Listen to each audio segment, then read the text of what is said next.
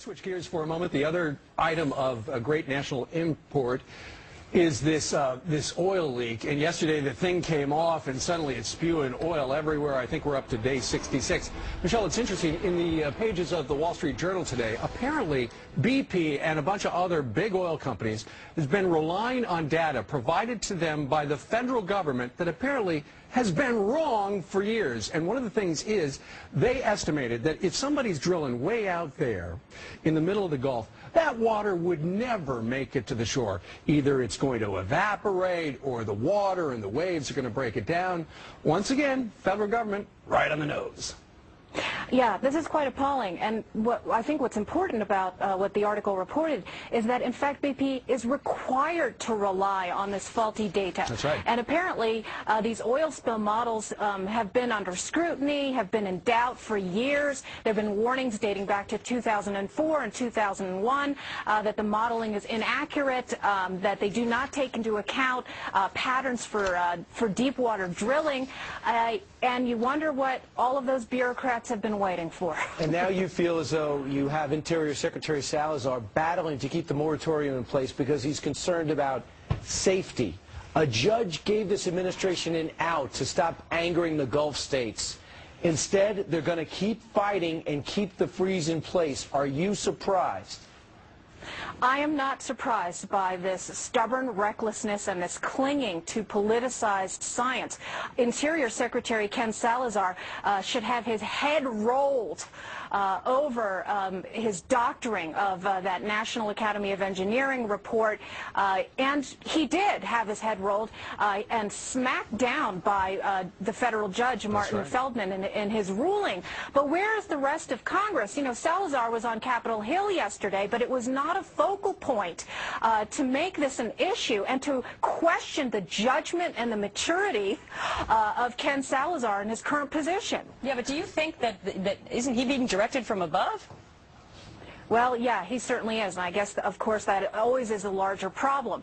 But look, Obama has shown that he's willing to make personnel changes in order to clarify policy, and he certainly should do that in this case. Okay, before you go, and we're going to continue the conversation with you, tell us about the threat of illegal amnesty by executive order. There are millions of illegals in this country, and there's something going on where an executive order could make them legal. Yes, I've reported this on my blog. Charles Grassley, of course, who is a very meticulous researcher and knows what's going on Capitol Hill, has sent a letter to the president, signed with 7 other Republicans, challenging the president on apparent rumors that there might be an executive order that would grant, in effect, a blanket amnesty to countless numbers of illegal aliens who have overstayed their visas. And what they would do is use certain procedures called deferred parole and humanitarian parole to allow them to stay here as a way of passing a de facto amnesty and bypassing Congress in the process. Yeah, we haven't heard anything about That's that. a whole lot of voters that would be going into a certain party's coffer. Michelle, stick around because we're going to be talking to you about the recordings of Rod Blagojevich. Never thought anyone would hear those recordings. Well, they're coming out now. Greed, ambition, political insider stuff. You're going to love to hear that. And secret FBI audio tapes being played in court. You got former Illinois Governor Rod Blagojevich attempting to use President Obama's Senate seat as a bargaining tool for a political post. Listen. My last place, I'll just sell myself to Washington. See, I can send Valerie Jarrett, but I'd like to follow her and get out of town. Is there anything for me out there? Right. That says to him, worst case scenario, I can send me, right? Oh, man, it is just getting good out there.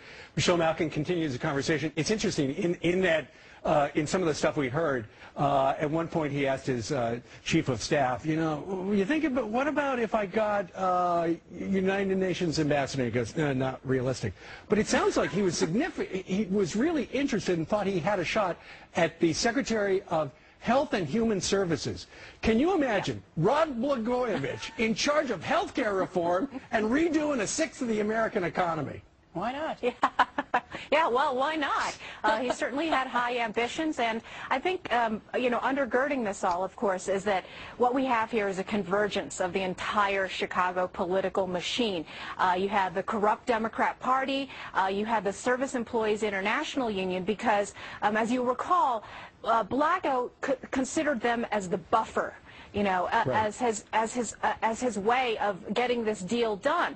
And it's the use of buffers and Team Obama, I think, that raises larger questions about the long history of Chicago political corruption that paints Obama's entire career.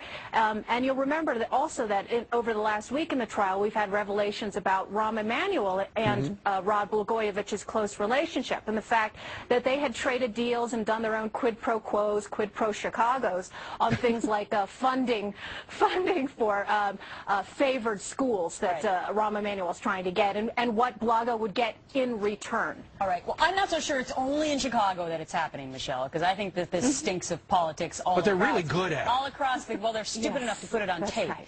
But I'm really in need of a good laugh, so let's listen to this. I mean, what other cabinet position would be not stupid? How about UN ambassador? Ridiculous?